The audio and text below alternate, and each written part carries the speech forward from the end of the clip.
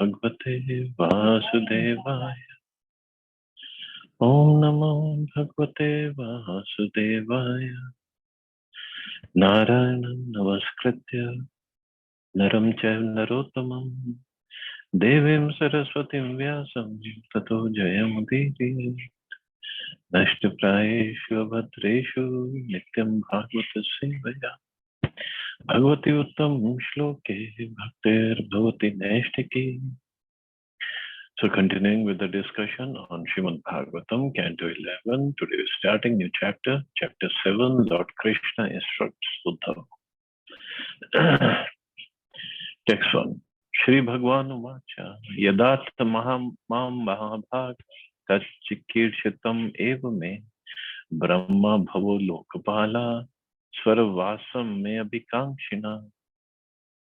The Supreme Personality of Godhead said, O greatly fortunate Uddhava, you have accurately revealed my desire to withdraw the Yadu dynasty from the earth and return to my own abode in Vaikuntha.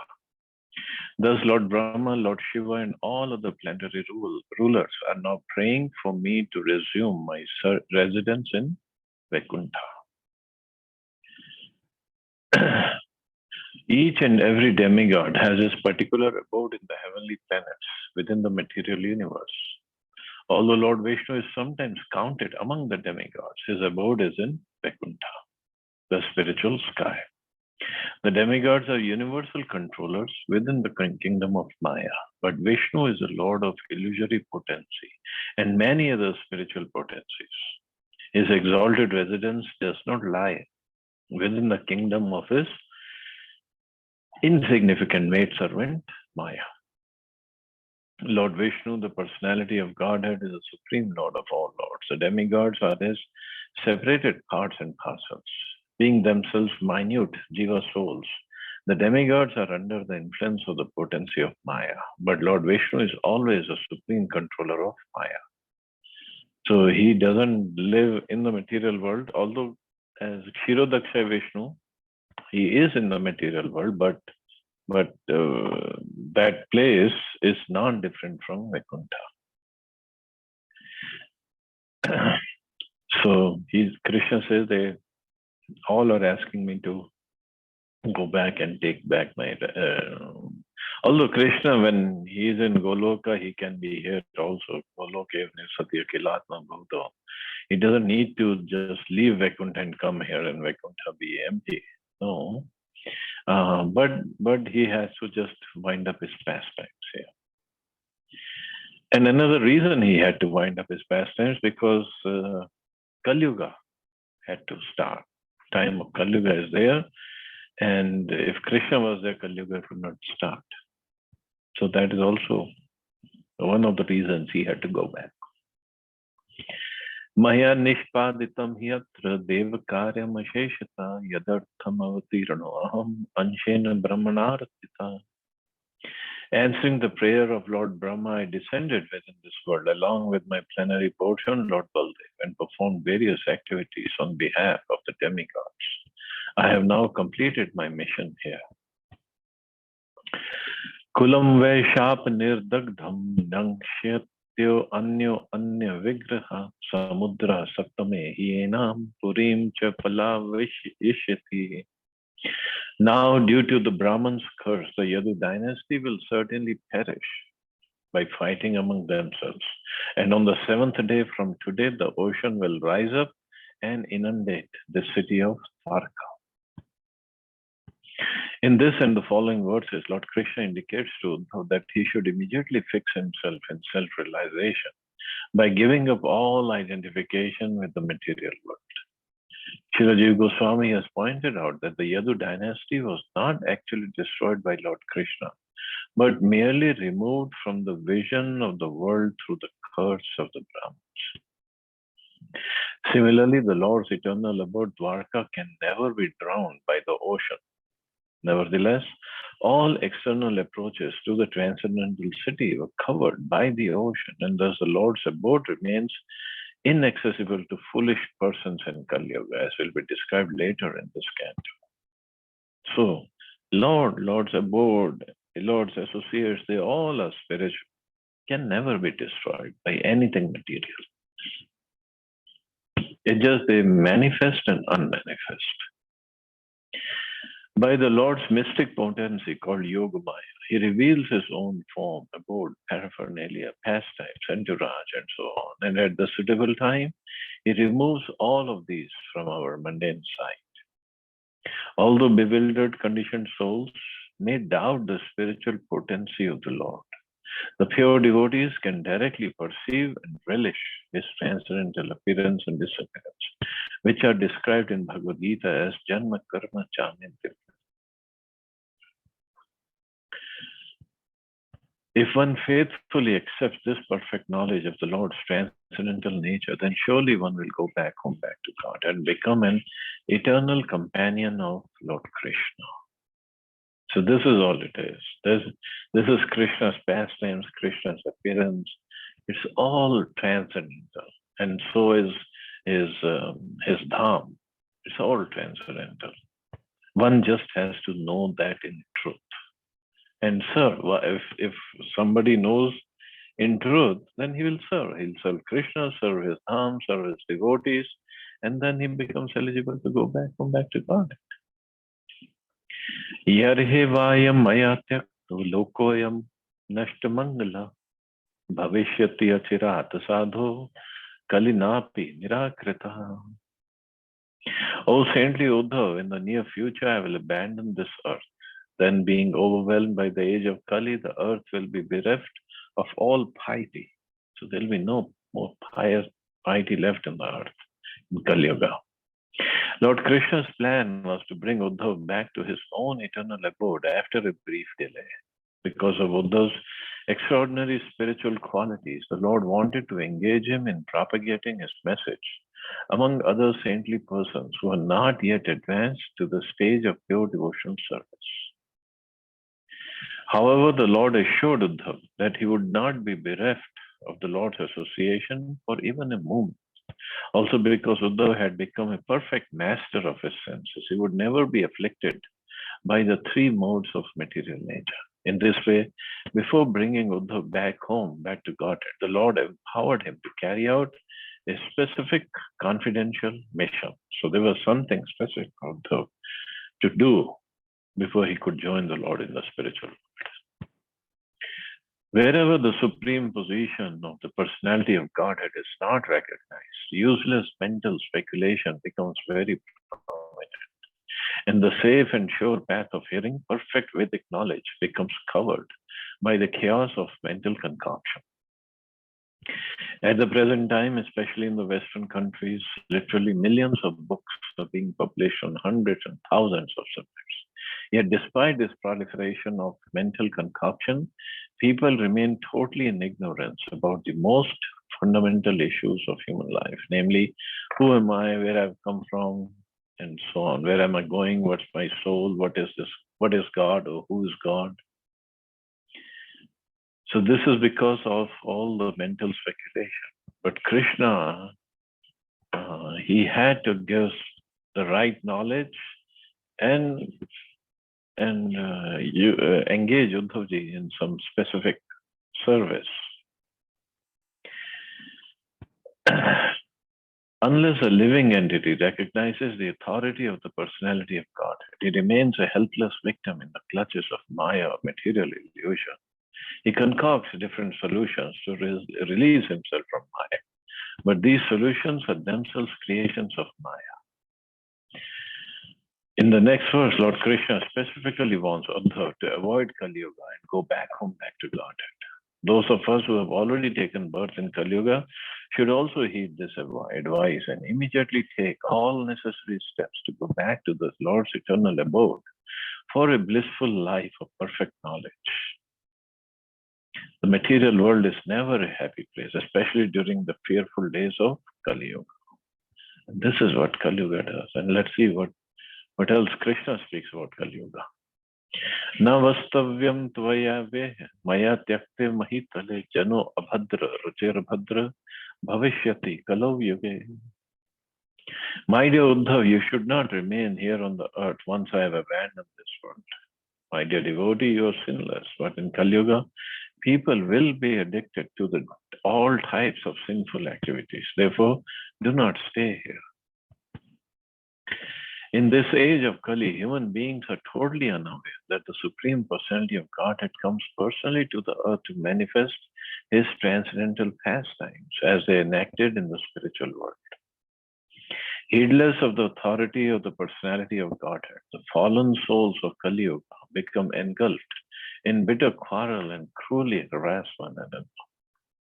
Because people in Kali Yuga are addicted to polluted, sinful activities, they're always angry, lusty, and frustrated. In Kali Yuga, the devotees of the Personality of Godhead who are engaged in the ever-increasing loving service of the Lord should never be attracted to living on the earth, the population of which is covered in the darkness of ignorance and devoid of any loving relationship with the Lord. Thus the Lord advised Uddhava not to remain on the earth in Kali Yuga. In fact, in Bhagavad Gita, the Lord advises all living entities that they should never remain anywhere within the material universe during any age, but especially during Kali Yuga. Tvam tu sarvam parityajya sneham swajan bandhushu maya vesha manah samyak samdrig vicharasva gam. Now you should completely give up all attachment to your personal friends and relatives and fix your mind on me. Thus, being always conscious of me, you should observe all things with equal vision and wander through the earth. Srila Veer Raghav Acharya has explained the concept of equal vision as one who is on the path of self-realization should always endeavor to see the ultimate spiritual nature of all existence. The word Mai in this verse means Paramatmani. One should fix one's mind on the Supreme Personality of God, who is the source of everything. Thus, as one passes one's life on earth, using up one's allotted time, one should practice seeing all things and all people as part and parcel of the absolute truth. Since all living entities are part and parcel of Krishna, ultimately they'll all have the same spiritual status. So that is a real same vision or similar vision. Since Lord Krishna is equally present in all things, the word Samudrik in this verse indicates that one must ultimately see Krishna within everything and everything within Krishna. Thus, equal vision is compatible with mature knowledge. But in Kali Yuga, obviously it is very difficult because we are so much in ignorance, and it is the age of quarrel and hypocrisy. And people are so distant. But this is what the instructions of Krishna is to tell, that you should see everybody equally. One who is situated in his constitutional relationship with Krishna can see all things in relation to Krishna. It thus gives up the mundane urges of the body, mind, and speech and travels throughout the earth as a devotee of the Lord. Such a highly elevated personality is called Goswami, or the master of the senses. This stage is described in Bhagavad Gita by the words Brahmbhuta Prasanna.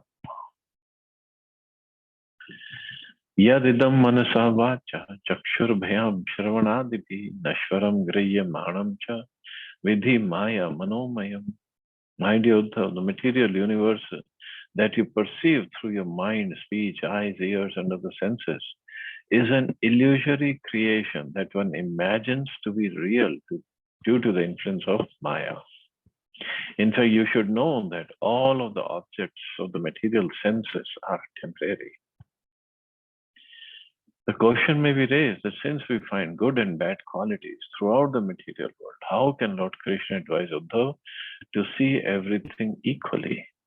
In this verse, Krishna explains that material good and evil are a creation of the illusory energy, just as the objects of the dream are a mental creation. They're not real. Lord Krishna is, as stated in Bhagavad Gita, Lord Krishna is actually everything because he is present within everything and everything is present within him. Krishna is Sarvaloka Maheshwaram. To see anything separate from Krishna is illusion, and attraction to any kind of material illusion, either good or bad, is ultimately useless, since it obliges the living entity to continue wandering in the cycle of birth and death. So all these objects of the senses, Krishna is saying they're temporary, or in one way, it's illusory. So one has to go for the real truth, real happiness, real bliss, which is spiritual. Punso ayuktasya nanartho brahma saguna doshava karma karma vikarmeti guna dosha dhiyo veda. One whose consciousness is bewildered by illusion perceives many differences in value and meaning among material objects. Thus, one engages constantly on the platform of material good and evil and is bound by such conceptions. Absorbed in material duality, such a person contemplates the performance of compulsory duties, non-performance of such duties, and performance of forbidden activities. So, karma, akarma, and vikarma. Krishna also talked about those in Bhagavad Gita. The illusory mental platform of existence is described in this verse. The word ayuktasya indicates the conditioned soul who does not fix his mind on the Supreme Personality of Godhead. It is clearly described in Bhagavad Gita and other Vedic literature that Lord Krishna, the Absolute Truth, is within everything, and everything is within the Lord. Example may be given that when a woman loves a man, she is most eager to see him, and she daily sees him dressed in different clothes. Actually, the woman is interested not in the clothes, but in the man. Similarly, within every material object is the Supreme Personality of God. Therefore, one who has developed love of God is constantly seeing the Lord everywhere, not just the superficial material objects that cover the Lord. We have to develop that consciousness, and then we can see it properly.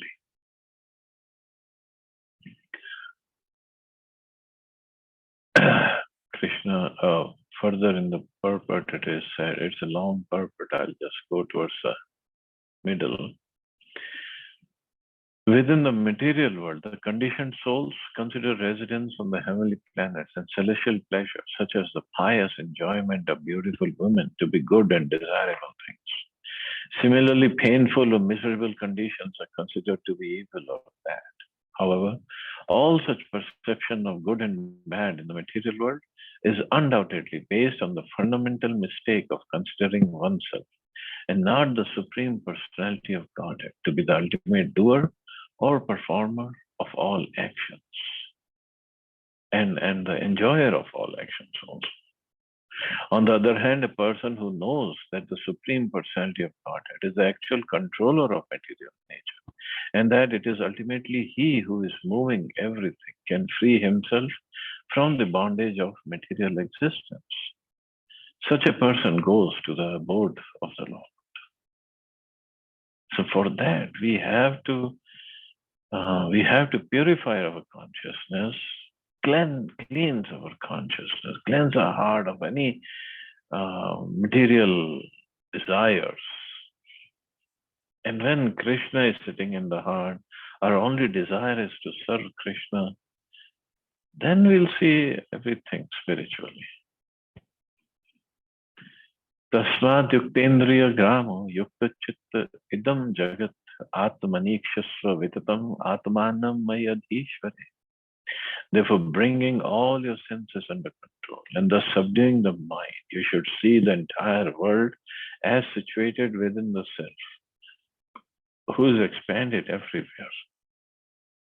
And you should also see this individual self within me, the Supreme Personality of Godhead. So self means the Jivatma. The word Vitatam, or widely expanded, implies that the individual soul is present throughout the material universe. Similarly, in Bhagavad Gita, Krishna said, Nitya Sarvagata. The individual soul is eternal and is expanded everywhere throughout the material and spiritual worlds. This does not mean, however, that each individual soul is all-pervading. but that the Supreme Personality of Krishna, Supreme Personality of Godhead, Krishna, has expanded his marginal potency everywhere. Means the souls are everywhere. It is not just the one soul is everywhere. That one soul which is everywhere is a super soul, Paramatma. And we being at one place, but souls are everywhere, all over the universe. What are we trying to do? The living entities are busily trying to exploit the external energy of the Lord. But their jurisdiction over the material world is illusory. We think we control, that is illusion, that is Maya. Both the material nature and the conditioned living beings are energies of the Lord and thus exist within the personality of Godhead and are under his supreme control. Neither us nor Maya, the material energy, are outside his control. We think we are not in his control, under his control. The individual living entity exists for the pleasure of the personality of God and is the Lord's eternal servant. As soon as the senses become absorbed in material gratification, they lose their power to experience the absolute. The actual goal of sense activity is satisfaction of Vishnu, the Lord, and all of the senses can experience infinite spiritual pleasure by perceiving and serving the Lord in his personal feature. So this is what we really need, the infinite spiritual pleasure, but that is only possible in serving the Lord. Those who adopt the impersonal conception of God, however, try to stop all sense activity. But because the senses cannot remain permanently active, they naturally return to activities in the realm of material illusion. If one engages the senses in the service of the personality of Godhead, then one enjoys unlimited pleasure upon seeing the transcendental beauty of the Lord's form. But unless one qualifies himself by pure loving devotion to Krishna, the Lord does not award him this exalted experience. Therefore, every conditioned soul should end his unnecessary separation from the personality of Godhead by rejoining the Lord's blissful company. Lord Krishna personally comes down to reopen the blind eyes of the conditioned souls. And thus the Lord is personally teaching Uddhava so that sincere souls in the future might take advantage of his instructions. So either through Uddhava, through Arjun, Krishna has given wonderful instructions. It's just we have to take advantage and imbibe those teachings and purify ourselves. That's all. Jnana Vijnana Samyukta Atma Bhuta Sharirina Atmanubhav Tushtatma Nantarayar Vihanyase. Being fully endowed with conclusive knowledge of the Vedas and having realized the ultimate purpose of such knowledge in practice, you will be able to perceive the pure self, and thus your mind will be satisfied. At that time, you will become dear to all living beings, headed by the demigods, and you will never be hampered by any disturbance in life. As explained in Bhagavad Gita, one whose mind is free from material desires becomes disinterested in demigod worship, since the purpose of such worship is material amelioration or enjoyment. The demigods, however, are never displeased with one who becomes a pure devotee of Krishna and offers all of his worship to the Lord. The demigods themselves are humble servants of Krishna, as was amply demonstrated in Lord Krishna's pastimes on earth. One who can experience the eternal soul within everyone's body certainly becomes dear to all living beings, since he sees everyone as qualitatively equal to himself. He does not envy anyone or try to lord it over other living beings. Being free from envy and a well-wisher of all, such a self-realized soul is naturally dear to everyone.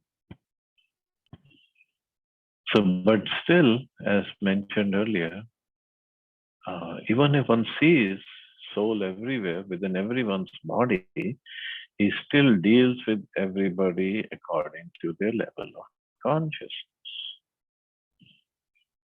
but at the same time, he sees a spiritual soul everywhere, not the bodies.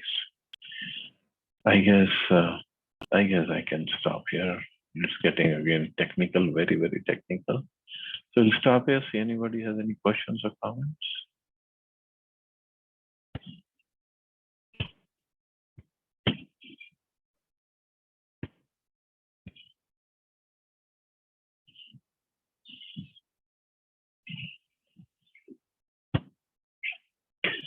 Okay, so you all have a safe and wonderful day. Hare Krishna. Jai Shri Ram. Hare Krishna, Prabhuji.